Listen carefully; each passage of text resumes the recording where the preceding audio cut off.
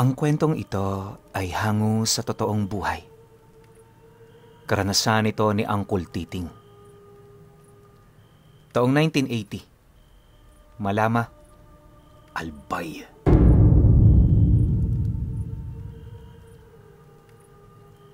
Matagal nang mambubukid itong si Uncle Titing. Panahon pa ng giyera, yun na talaga ang trabaho ng kanilang pamilya. Dahil sa nakaugalian na nila noon ang pag-aalaga ng hayop at pagtatanim ng sarili nilang pagkain, kaya na may hindi na sila gaanong umaasa sa baryo. Katunayan, 2 beses lang sa isang buwan kung bumaba sila sa kanilang lugar. Kadalasan ginagawa nila ito, hindi para pumunta roon at mamili, bagkus ay para makipagpalit ng mga dala nilang kalakal. Baboy ramo at kambing ang palagi nilang dinadala roon. Yun kasi ang pangunahing binibili sa kanila, kaya halos paggagawa ng kanilang mga dala sa tuwing nakikita sila ng mga tao sa baryo. Ikinatutuwa naman yun ng kanyang ama, lalo pat walang nagiging sayang sa paghirap na kanilang pinagdadaanan, makababa lamang ng bundok. Pero para kay Uncle Titing, mali ang gawain ng tatay niya. Hindi naman kasi totoong baboy ramo at kambing ang kanilang dinadala. Sa totoo lang, napakahirap magparami ng mga ganoong hayop sa bukid at hindi rin yun basta-bastang nahuhuli ng buhay. Para magkaroon sila ng ganoong alaga, dumadakip ng mga tao ang tatay niya sa mga karatig lugar at yon ang kanilang pinapakain sa loob ng 2 linggo. Espesyal ng pagkain ng mga ito at halos araw lang ang pagitan bago yun maging mga hayop sa kanilang paningin. Kapag nasa ganoong kalagayan ng mga taong yon, nawawala ang dating akto ng mga ito. Mawawala na yon ang kakayahang makapagsalita at mabubuhay na yon ng higit pa sa mga hayop. Dagdag pa ni Uncle Titing, kadalasan sa mga pinapakain nila sa mga ito ay yung dinikdik na amargoso na hinaluan ng matabang lupa, kalakip ng espesyal na sangkap na tanging ang kanilang ama lamang ang nakakaalam. Sa kanilang 6 na magkakapatid, walang tumututol sa masasamang gawain ito. Kahit nga si Uncle Titing noon, wala talagang masabing masama sa kanyang ama. Alam niya kasi kung papaano yun magalit, kaya mas pinipili niyang sumunod kaysa madisiplina. Noong nasa edad 17 taong gulang nga siya, muntik-muntikan nitong mapatay ang pangatlo sa kanila dahil sa hindi nito pagpapakain sa tamang oras ng mga hayop na kanilang inaalagaan. Magmula noon, para silang mga naging sunod-sunuran sa nais nito. Yung pinakapanganay nga nila, nasa edad 25 anyos na noon, pero hindi pa rin ito nakakapag-asawa. Ang paulit-ulit kasing sinasabi ng kanilang ama, hanggat nabubuhay pa ito, yon ang magpapasya sa kung ano man ang gagawin nila. Wala naman silang lakas para tumutol, kaya buong puso na lamang nila itong tinanggap. Bagaman sumusunod si Uncle Titing sa lahat ng nais nito, aminado siya sa kanyang sarili na naghahanap lang din siya ng pagkakataon para matakasan ang pamilyang yon. Matagal na panahon na kasi niyang hindi masikmura ang pagsilay sa mga taong kinakatay ng mga kapwa nito tao sa baryo. Pinalaki man siyang walang paniniwala sa Diyos, alam niya sa kanyang sarili kung ano ang totoo. Nga pala, liblib na lugar sa Malama ang pinagtitirhan nila. Malapit sila sa isang maliit na talon na may katabing malaking puno ng akasya. Sila lang din ang naninirahan doon, kaya kapag nakakakuha ng biktima ang tatay niya, kahit magsisigaw ito buong magdamag, walang makakarinig. Marami ang kakaibang abilidad ang taglay ng ama ni Uncle Titing, kagaya ng kakayahan nitong gayahin ang anyo ng isang asong gubat at malaking kalabaw. Hindi rin nagiging mahirap para dito na iligaw ang mga taong sumusunod sa kanila at paglahuin ang kanyang sarili sa oras na nasusukol na.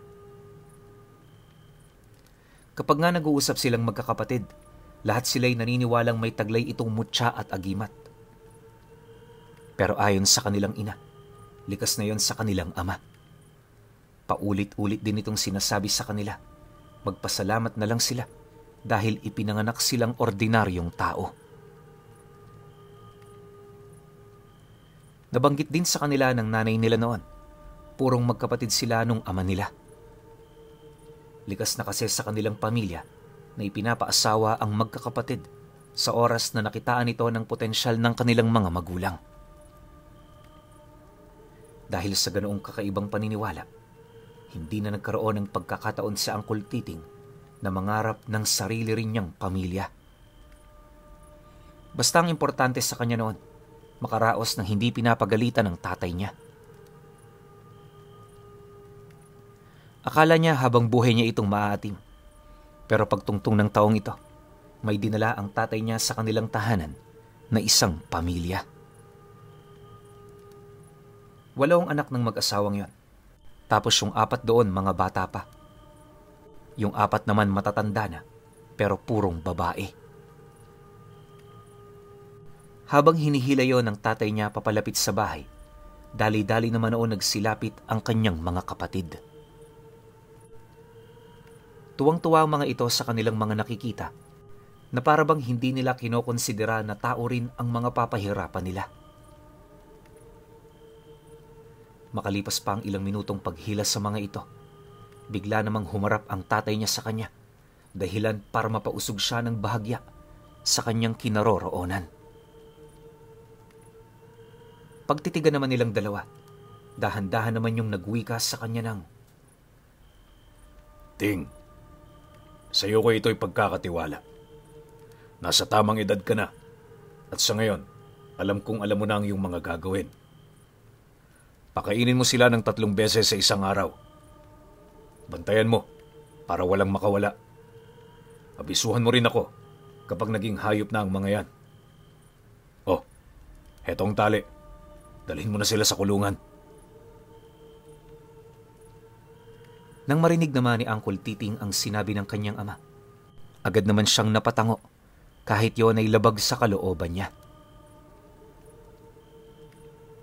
Habang binabagtas niya noon ang daan, parang mawawala na talaga siya ng sariling bait, gawa ng paulit-ulit niya noong sinisisi ang kanyang sarili na magiging kasalanan niya ang pagkamatay ng mga ito.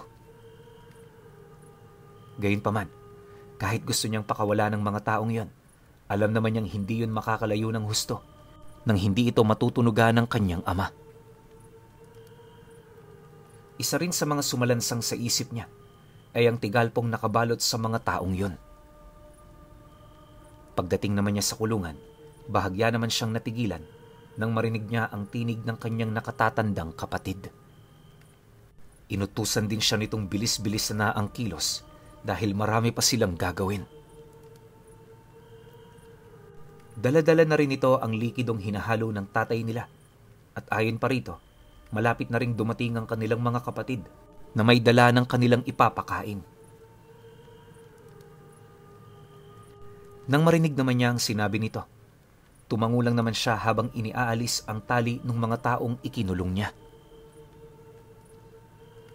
Ilang minuto pa ang lumipas, dumating na nga ang kanyang mga kapatid, dala-dala ang sangkap sa mga ipapakain nila.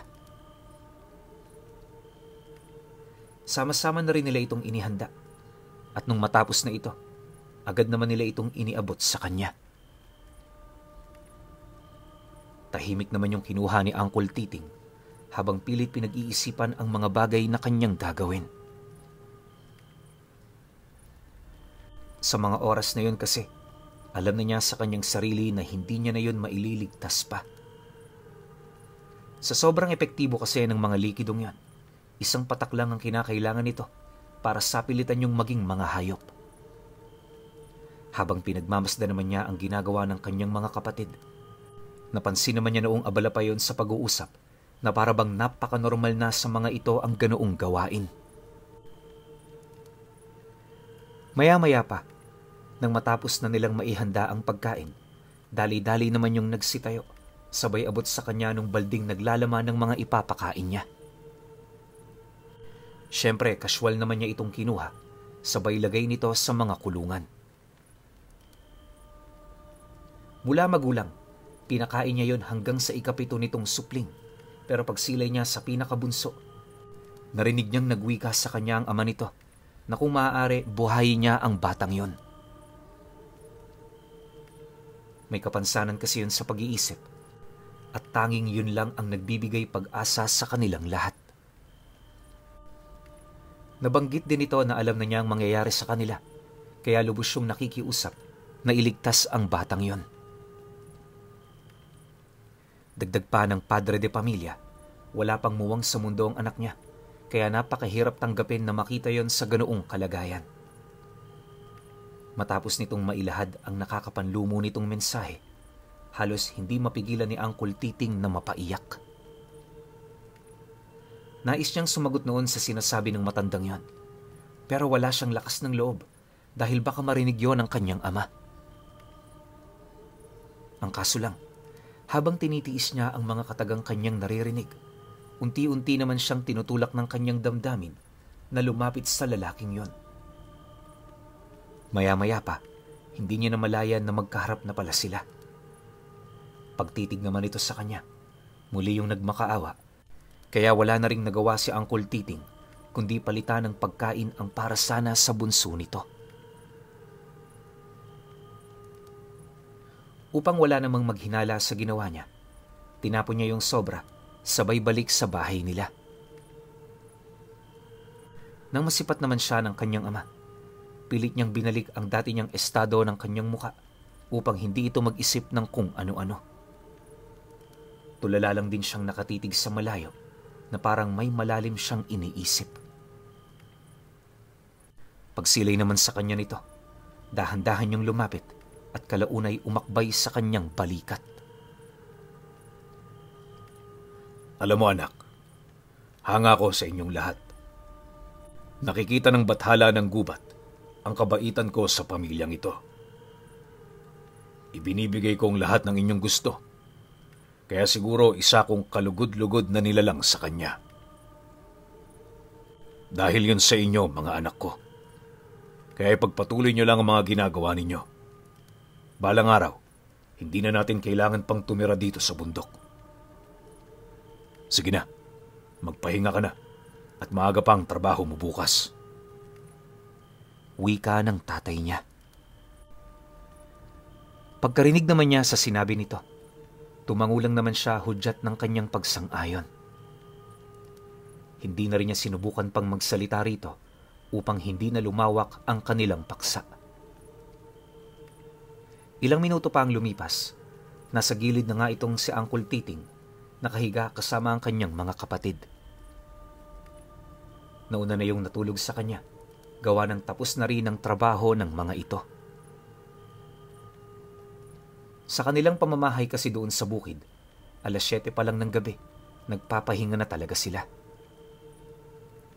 Bawat isa sa kanila gustong magkaroon ng magandang tulog upang makabawi laban sa maghapunang trabaho. Nauunawaan naman niya ito, gawa ng kahit siya, ganun din ang gawain. Sa kasagsagan naman ng kanyang pagpapaantok, nakatitig lang naman siya sa kisame ng bahay nila. Napakalalim ng iniisip noon ni Uncle Titing dahil sa kanyang ginawa. Kapag tumungtong na kasi noon ang sumunod na araw at hindi naging hayop ang pinakabunsong anak ng pamilyang dinukot ng tatay niya, paniguradong mapapagalitan siya. Ang mas nakakabahala pa, maaaring ituring yon ng kanyang ama na pagtatraidor. Mas matinding parusa ang ganoong kasalanan, kaya halos hindi na niya maisip kung saan siya lulugar. 2 oras bago sumapit ang hating gabi, nanatili pa rin siyang gising. Habang pinag-iisipan niya ng maigi ang tungkol sa kanyang problema, mas lalo siyang nakukumbinsi na tumakas na lang sa kanyang pamilya. Alam niya kasing malawak naman ang mundo at nasisiguro niyang may maliit na parte nito na para sa kanya.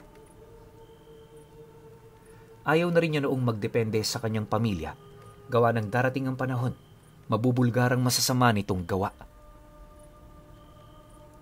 Hindi naglaon. Nang makapagpasya na nga itong si Uncle Titing, agad naman siyang lumabas ng bahay nila para bumalik sa kulungan. Mabilis at tahimik niya yung ginawa. At pagdating niya sa lugar na yon, kung hindi baboy ramo, kasalukuyang mga kambing na. Nagpapahinga na rin ang mga ito na parabang wala na itong wisyong may kaugnayan sa dati nitong buhay. Dahil sa alam niyang wala na siyang magagawa para matulungan ng mga taong yan, agad naman niyang kinalaga ng bata sabay karipas ng takbo papalayo. Salungat sa malimit nilang dinadaanan ng kanyang tinahak noon upang masigurong hindi siya masusunda ng kanyang ama. Habang binabagtas din niya ang daan, iniiwasan niya niyang lumingon pa sa takot na baka masipat niya yung sumusunod sa kanya. Makalipas pa ang kalahating oras na pananakbo, tuluyan na nga siyang nakalayo sa kanilang tahanan. Malapit na rin siya noon sa Karatig Baryo at pagdating niya sa lugar na yon, agad naman siyang naghanap ng bahay na pwede niyang masilungan. Takot na takot man si Uncle Titing sa maaaring mangyari sa gabing yon, pinilit niyang lakasan ang kanyang loob upang matakasan ang masasamang gawain ng kanilang pamilya. Maya-maya pa, pagsilay naman niya sa simbahang nakabukas, agad naman siya roong pumasok, sabay tago sa malaking mesang nasa altar nito. Habang nakatago roon sila Uncle Titing, hindi naman niya basta-bastang napapatahimik ang pag-iyak ng batang kalong niya. Dahil dito, unti-unti na niyang nararamdaman na napapansin na sila ng mga taong nakatira sa bahay na malapit sa simbahan. Pagsilay naman niyang nagsisibukasan na ang mga ilaw sa bahay-bahay, hindi na rin siya nagdalawang isip na magtangkang umalis sa lugar na yon. Ang kaso lang, di pa man siya nakakalabas, nasipat niya ang dalawang mag-asawang naglalakad papalapit. May daladalang lente ang mga ito, habang walang patid nitong iniilawan ang loob ng simbahan. Dahil sa pangyayari, wala nang nagawa itong si Uncle Titing kundi ang magpakita. Akala niya yon ang pinakamagandang ideya, pero nang akmang lalapit na sa kanyang dalawang mag-asawa, bigla namang tumakbo sa likuran ng mga ito ang isang nilalang na may kahalintulad sa wangis ng isang paniki. Sa puntong yon, alam ni Uncle Titing na yon ang anyo ng kanyang ama, kaya sa halip na lumapit pa, napilitan siyang bumalik sa pinakaaltar ng simbahan. Pagtayo naman niya sa ilalim ng mesa, narinig niya ang dalawang mag-asawang sumisigaw habang humihingi ng tulong. Ngunit bago pa man makalayo ang mga ito, bigla yung tumahimik. Nagsimula na rin siya noong makarinig ng malalakas na pagkumpas ng pakpak sa ibabaw ng simbahan na parabang umaaligid lang doon ang kanyang ama. Mula alas 11 ng gabi hanggang alas 4 ng madaling araw, di talaga sila nito pinigilan. Hindi naman nagtangkang lumabas si Uncle Titing sa simbahan, gawa ng alam na niya ang mangyayari sa kanya sa oras na gawin niya ito. Nasisiguro rin niyang hindi marunong magpatawad ang kanyang ama kahit sa mga anak nitong nagkasala. Pagsikat naman ng araw sa kalupaan, habang bilang pa lamang ang mga taong nasa labas, hindi na rin siya nagdalawang isip na maglakad papalayo. Wala mang kasiguraduhan ang kanyang ginagawa at direksyong kanyang tinatahak. Iisang bagay lang noon ang hangad niyang mangyari, at yun ay ang magkaroon siya ng kalayaan at matupad niya ang pangakong kanyang binitawan sa ama ng batang itinakas niya. Sa paglipas pa ng mga araw, hindi siya tinantana ng tatay niya. Saan mang lupalop siya noon pumunta, nasusundan at nasusundan pa rin siya nito. May mga pagkakataon na ring nagsasalita yun sa kanya, na ayon sa nilalang na yon, ituring na niya ang kanyang sarili bilang patay na. Isang hapon, habang naglalakad siya sa kakahuyan, bahagya naman siyang napahinto nang masipat niya ang mabilis na pagbaba ng sikat ng araw. Medyo nataon noong malayo-layo pa siya sa Karatig Baryo Kaya sa halip na bilisan niya ang kanyang paglalakad, pinili niyang maghanap ng lugar na pwede niyang mapagkublian. At ang lugar na kanyang nahanap noon ay sa lilim ng malaking puno ng balete na may malalaking ugat na nakausli sa ibabaw ng lupa. Parang kulungan ng disenyo nito at nakakubli rin yun ng husto. Sobrang dilim ng ilalim kaya napag-isip-isip ni Uncle Titing na malabo siya roong matunto ng tatay niya. Dahil dito, walang pagdadalawang isip naman siya roong sumuot kasama ang bata. Upang hindi naman mabulgar ng kanyang ama ang kanilang kinaroroonan, nagmakaawa siya roon na kung maaari wag na wag itong lilikha ng anumang ingay. Naintindihan naman siya ng bata kaya sumunod yun sa nais niya. Nang magkasundo na silang dalawa, tahimik naman nilang hinintay ang paglalim ng gabi. Walang kain at inom ng tubig. Ang tanging baon lang nilang dalawa ay ang lakas ng loob at pagmamalabis na manatiling buhay hanggang sa susunod na umaga. Pagkaraan pa ng ilang oras, mga huni na lamang ng ibon at insekto ang kanilang naririnig. Wala na rin silang naaaninag sa labas at sa mga oras na yan, tulog na rin ang bata niyang kasama. Di man komportable sa kanilang posisyon, pinilit nitong ipahinga ang pagod na pagod nitong katawan. Maya-maya pa, nang akmang papatulog na rin sa Uncle Titing dala ng matinding puyat, bigla naman siyang naalarma nang mapansin niya ang pag-ihip ng malalakas na hangin. Unti-unti na rin siyang nakakarinig ng mga kumpas ng pakpak, indikasyon na nasa paligid lang ang kanyang ama. Dahil dito, hindi naman niya maiwasang makaramdam ng matinding pagkabahala, kaya ang ginawa niya, nag-isip siya ng paraan kung papaano roon makakatakas. Humingi na rin siya noon ng tulong sa Panginoon hanggang sa kalaunay sumagi sa isipan niya ang diwata ng gubat. Di man sigurado si Uncle Titing sa kanyang gagawin, sinubukan niyang humingi roon ng tulong.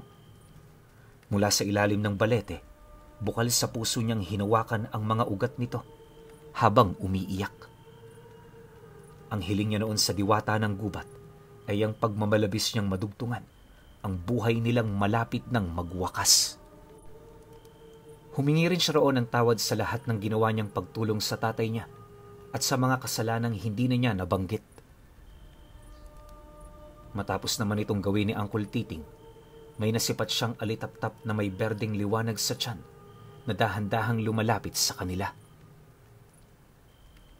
Pagdaan naman ito, nakarinig siya ng mga tinig mula sa alitaptap na yon at ayon sa tinig na kanyang narinig, lumabas siya sa puno ng balete kung gusto niyang makitang maparusahan ang kanyang ama.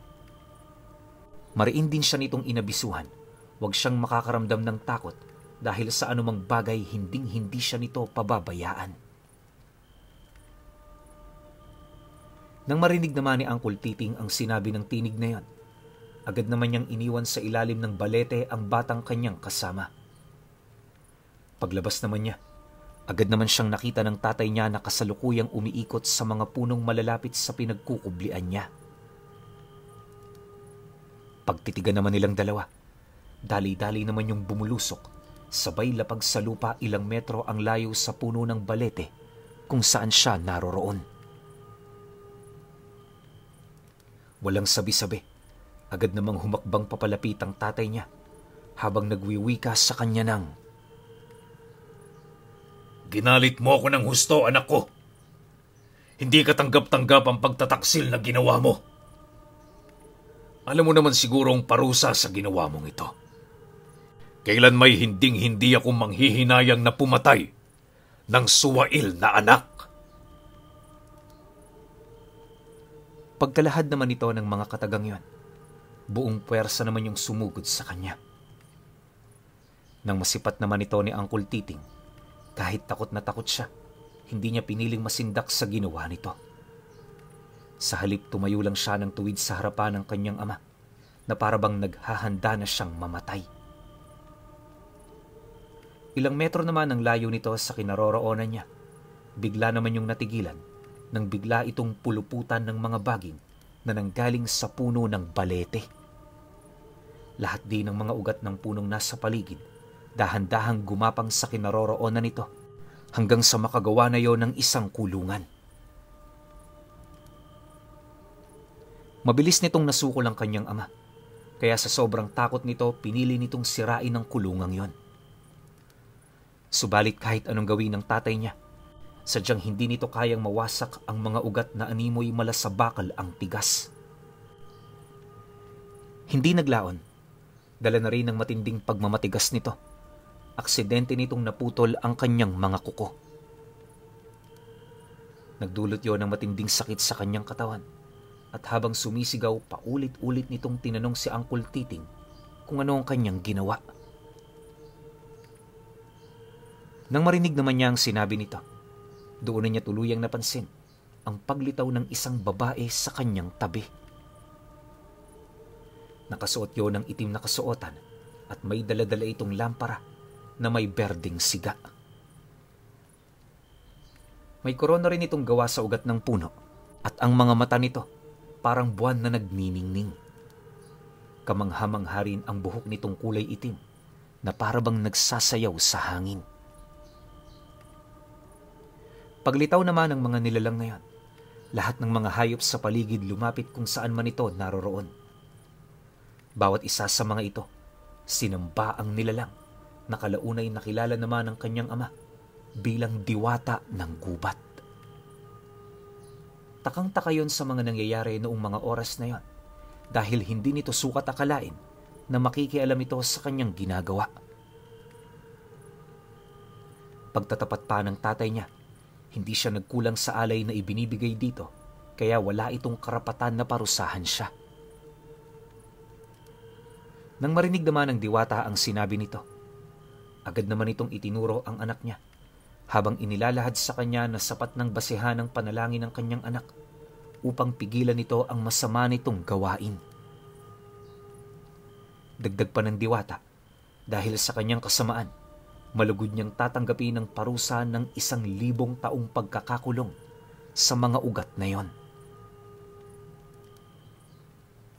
Matapos naman itong mailahad ang mga kataga, sa kumpas ng kanyang kamay, nilamon ng lupa ang ugat na kinaroroonan ng ama ni Uncle Titing. Pagkawala naman ito, agad namang tumahimik ang buong paligid, kalakip ng paghuni ng mga hayop na naroroon. Maya-maya pa, nang akmang maglalaho na ang diwata, inabisuhan siya nitong magpatuloy sa kanyang paglalakbay. Huwag niyang isipin ang lugar na pupuntahan niya dahil ang kanyang tadhana ang magpapasya nito. Nang marinig naman niya ang sinabi nito, taus-puso naman niya itong sinunod.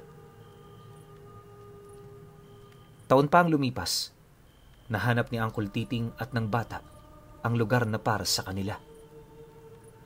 Masaya sila roong nanirahan at kalaunay nang tumanda na siya, pinahintulutan na rin niyang makapagtayo na ng pamilya yung batang iniligtas niya. Magpahanggang sa ngayon, kahit ilang taon nang wala itong si Uncle Titing, ni minsan hindi siya nakalimutan ng batang yon, lalong-lalo na ang ginawa niyang pagsasakripisyo noong muntik-muntikan na itong biktimahin ng kanyang ama sa pamamagitan ng sapilitang pagbabalat kayo. Paulit-ulit ding ipinagkalat ng batang yon ang kwento tungkol sa ginawang pagliligtas sa kanya ni Uncle Titing.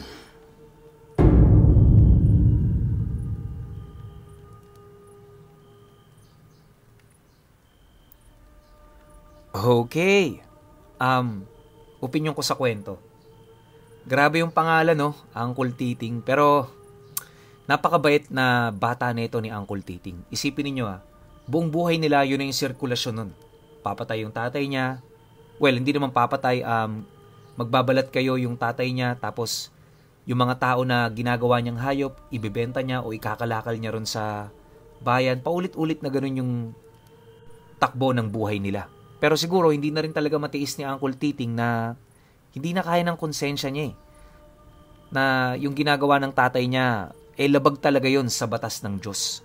Though, ang sabi naman sa kwento na parang pinalaki siya na walang kinikilalang Diyos sila, di ba? Ang pinaka-Diyos nila, yung talagang diwata lang ng gubat. Pero maski nga yung diwata ng gubat, ayaw yung ginagawa ng tatay niya. So para sa akin, yung ginawang pagliligtas ni Uncle Titing dun sa bata, sobrang check na check yun. Di ko lang di maintindihan kung bakit kailangan pa ulit-ulit yun gawin ng tatay niya na wala naman silang hinihintay na kapalit. Pero ang sabi kasi ng tatay niya, pagtagal hindi na sila titira doon. Di naman pinaliwanag kung bakit, di ba? So para sa akin yung buong kwento malaking question mark. Pero ang pinaka nagkapukaw ng atensyon ko rito, yung kabaitan ni Uncle Titing. Pero syempre, kayo pa rin. Kung may opinion kayo sa kwentong ito, comment nyo lang sa baba. Yun lang. Hanggang sa susunod na kwento. Salamat.